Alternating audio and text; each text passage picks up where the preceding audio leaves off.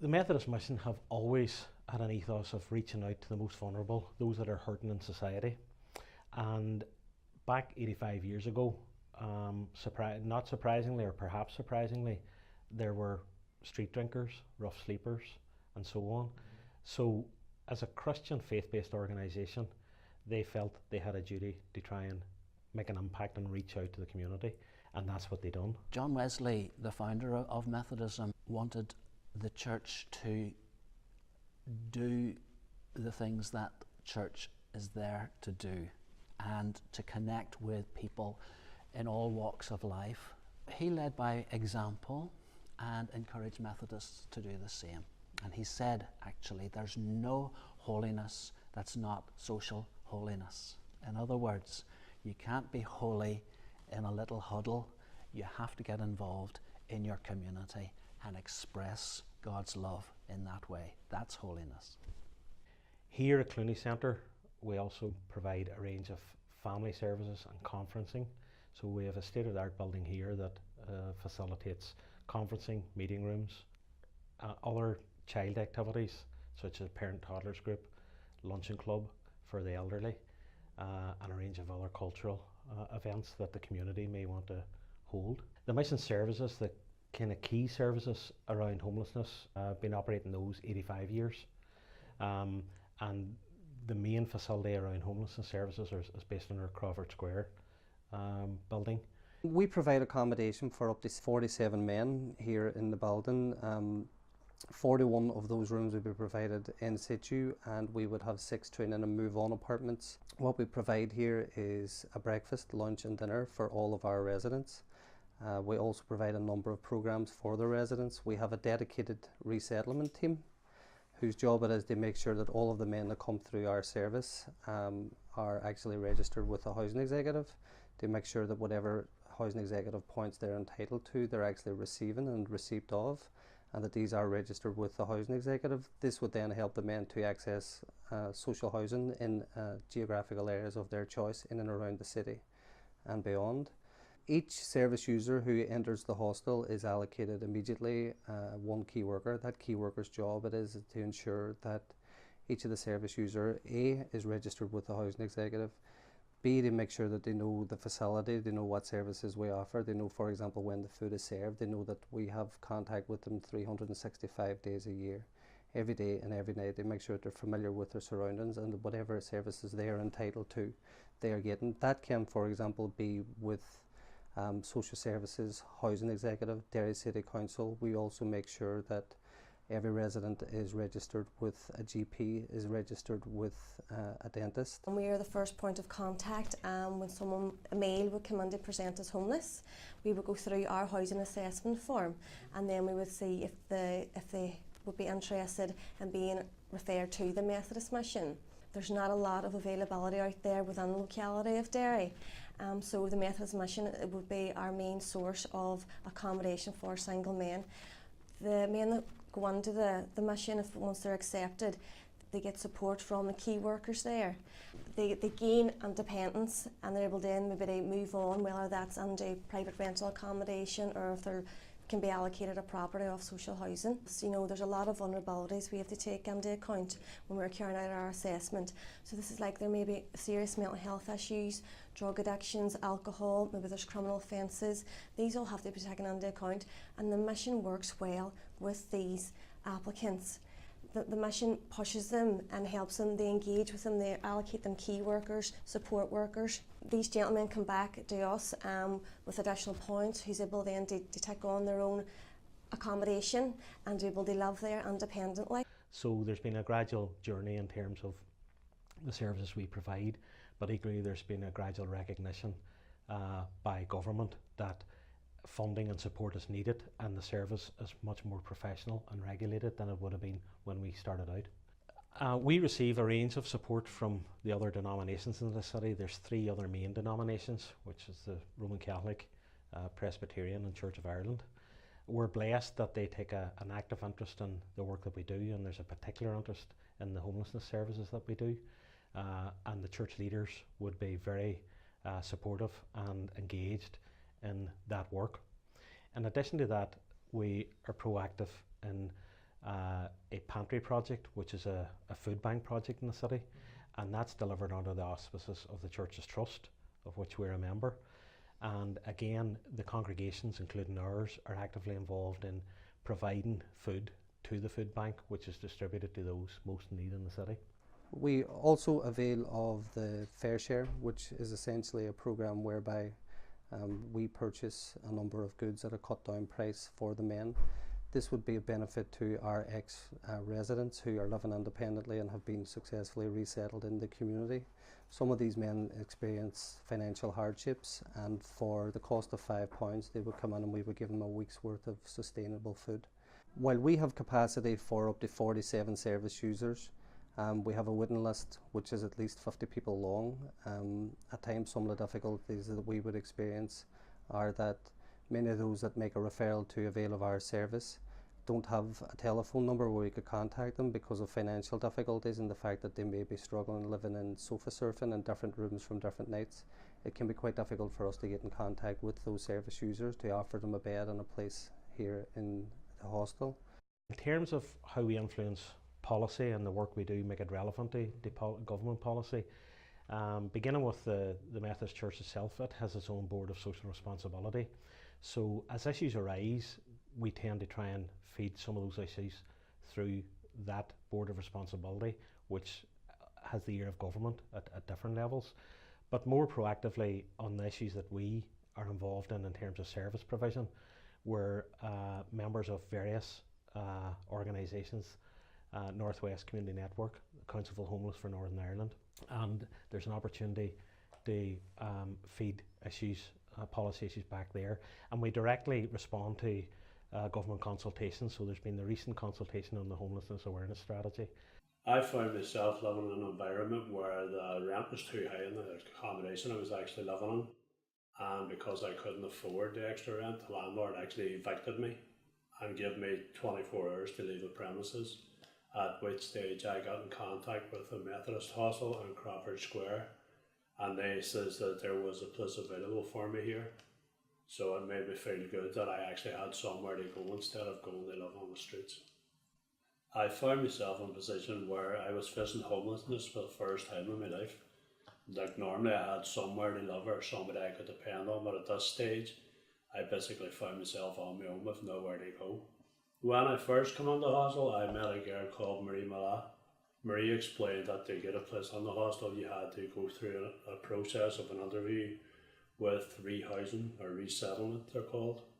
And I met a fellow called James up the stairs, and James done a short interview with me and made sure that I was suitable for the hostel environment.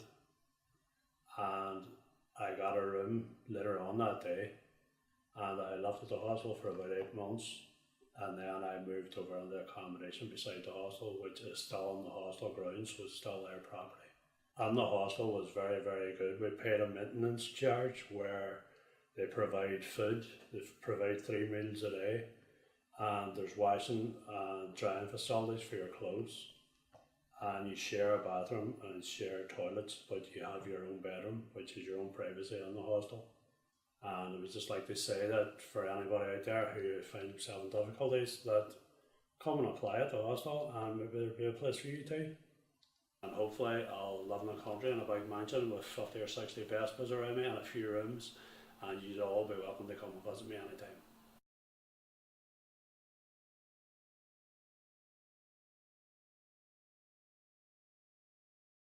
The vision of Vineyard Compassion is to see a transformed and thriving community where poverty is unacceptable and it's uncommon.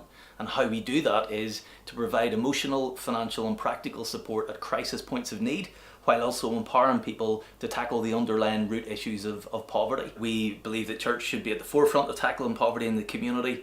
Jesus' summary of the commandments is to love God and to love people as much as we love ourselves, and so much of the Bible is about just looking after the marginalised, the disadvantaged, and assisting the poor. As the Causeway Coast Vineyard Church was planted, we really wanted one of the key values to be how we serve the poor and how we both assist them and lift them out of poverty. And we wanted to say it's no strings attached. We would serve anyone regardless of faith or no faith or where they come from in life. and we wanted then to establish a charity where our constitution is primarily for the relief of poverty. My role involves helping people in unmanageable debt. What that would entail in most cases is to visit people in their own home once they have rang the helpline. And we go, and the first thing we try to do is reassure them that there's always hope and a solution. We ask them to gather paperwork, which is very important in getting a comprehensive picture of their financial position. We then would return maybe in a week or 2 weeks' time, take all that information and do a thing called a fact find. And when we send it off to head office uses that information to create a plan. That will normally involve a payment into a CAP account, and then that money that they pay in is distributed to creditors on their behalf, so they don't really have to deal with creditors anymore, and they don't have to deal with the stressful letters and threats of court action. Some of our clients are in severe debt, so we have to take them down an insolvency route. It might involve a debt relief order, or if it's more severe, a bankruptcy. But whatever it involves, we'll find a solution. Well, we all work together and we all communicate, and we would just signpost to one another. People come in through one door, and sometimes there are many pressing issues going on within that family, in that individual. Debt is one, unemployment another, mental health issues, you name it. So we communicate to try and get a holistic outlook and a holistic plan in place. Setting up as a separate charity to the church gave us that ability to say with confidence that even though we're coming from a faith-based perspective and our faith is our motivation for what we do, we're not faith-biased, we're faith-based. We've continued to launch new projects, and the engagement with other partners has increased. So currently we have, I think, 74 different agencies or partner organisations in the community. And just over the past number of years, we've built trust and confidence with those agencies, where they would refer to us, clients, but also we would refer back to them, and just have great partnership working. Whenever I started to work for the Northern Trust, the Vineyard Compassion had already been quite well established, so I was always aware that it was here. We would use it as a backup for statutory services. So things can be quite expensive, and the Trust is not always able to provide those services, so we would look to Compassion to help with things that we need for our families. So for services such as the food bank, we have a voucher, and other people working in the front line have these vouchers. And if we feel someone is in need of food or emergency help and packages, we give them a voucher and they take it to the food bank and they receive their food package, and that will last them for 3 days. And we understand that they're going to get the help they need from somebody outside of ourselves. It's a fantastic support. We know that if we're working with a family who are at a particularly vulnerable point in their lives or in a crisis, we can contact the Vineyard and they'll be there. And we've had quite a few success stories as well, where people go on and volunteer or become involved in the charity as well, which is lovely to see. Over the last couple of years, we've seen an increase in the working poor. So turning up to your food bank aren't just people that are unemployed and on benefits. Sometimes families who are working, but they've come across a crisis, a car breaks down, or there's some unexpected bill comes in and they just simply can't make ends meet. So I help out at Food Bank. Causeway Food Bank is part of the Trussell Trust, which is a main network of food banks throughout the UK, and we would just be based here in Coleraine, Portstewart, Ballycastle. A lot of the clients that we would get through the door aren't necessarily people who go to Vineyard. They have come in through another organisation, so they would be people of different faiths, different backgrounds, and some people who have struggled with debt in their lives, and some people who are maybe struggling with changes within benefits. So they come along here probably not having had much contact with Vineyard Compassion before. So whenever they come through the door, they're nervous, they're anxious about what they're coming to, but we try to put them at ease as much as we can, and then let them know of other projects that are going on as well. So it's not just Food Bank, there's the warehouse, there's the CAP management, and there's other organisations that we would partner with, such as St Vincent de Paul and Restored Ministries, and we all know a little bit about what everybody else is doing, so that whenever someone comes through the door, and they maybe have particular skills or particular issues that they're facing with, we can then signpost them on to the best organisation to help. We get to see a transformation in other people's lives, and that gives me real hope. But people come in and we get to pray with them as well, and a lot of people are overwhelmed by that because nobody's prayed with them before, and people don't even believe in God often, and we just get to offer them so much more than what we have, and it's a real expression of my faith, but it's a real joy to do. Ultimately, we want to get people to a place where they can be employed and have the dignity of putting their own food on the table, because we believe that work is the key and the fastest route out of poverty. So we run supported volunteering work programs to give people structure, and that's called the Link and Link Plus. We also run a job club and really try and encourage people to get back into the workplace and to become productive, because it's not just good for a pay packet at the end of the week, it's great for their mental health and just feeling productive in life. We're looking to create a compassion centre where there'll be one door that people walk through, go over their story once and find hope for the whole person in a holistic way. It's a one-stop shop where all of our projects would be pulled together under that one roof. So that's our next big challenge. So resource would be a challenge that constantly as need is growing in our area and as our charity is growing, we need to find the financial resources. We have a team of just under 300 volunteers working within the charity, and we're constantly looking for more people with different skill sets and different availability, just to be able to expand and develop the work that we do. I first came to Vineyard Compassion Services. I found myself in a lot of debt, and the weekend before I came down here, the police had actually arrived at my door to lift me, and my mother and father paid the debt, and it got to me a lot, you know.